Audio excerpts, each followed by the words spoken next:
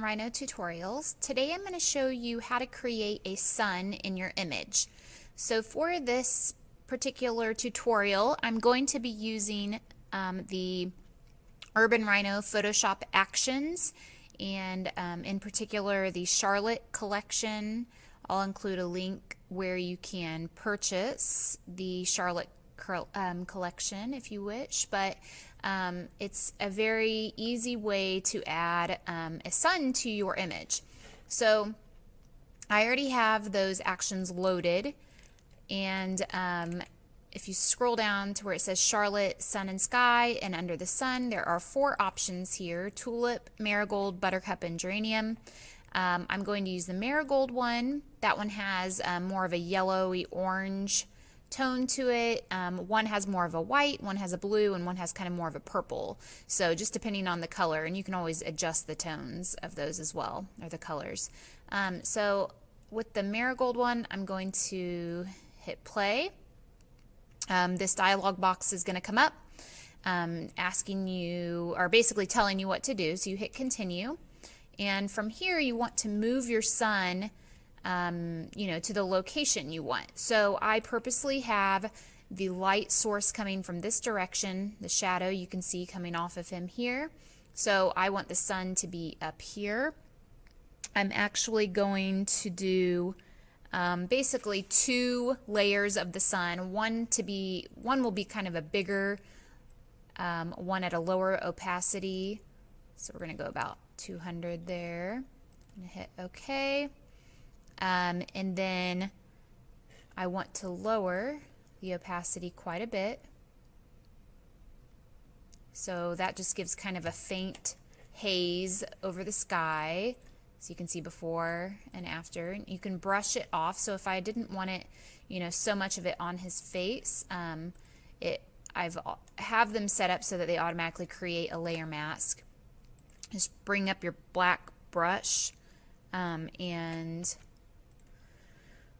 I would use a soft brush, and you can kind of brush off whatever you want off of him there. Okay, so that's before and after, and then I'm going to do that one more time. So I'm going to do the Marigold sun again, and this time I'm going to go with a smaller kind of sunburst, about like that. And I want it to be just peeking over these buildings here, just like that. I think that's good. And I'm going to, again, you could adjust the opacity, but I want this to kind of look like it's sunset. So the only other thing that I would do from here is add in a gradient or a vignette around it, which I'll show you how to do that in another tutorial.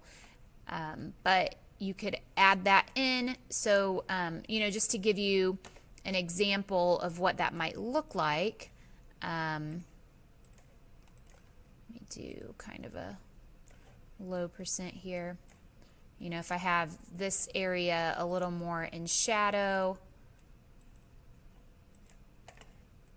and then the light source coming from here, it looks like it's a little darker, kind of, again, sunset time. So that is just one of a few ways that you can create a sunburst in your photo. Again, I'll include the link to purchase those actions if you're interested. And that is it for this tutorial. Thanks for watching, guys.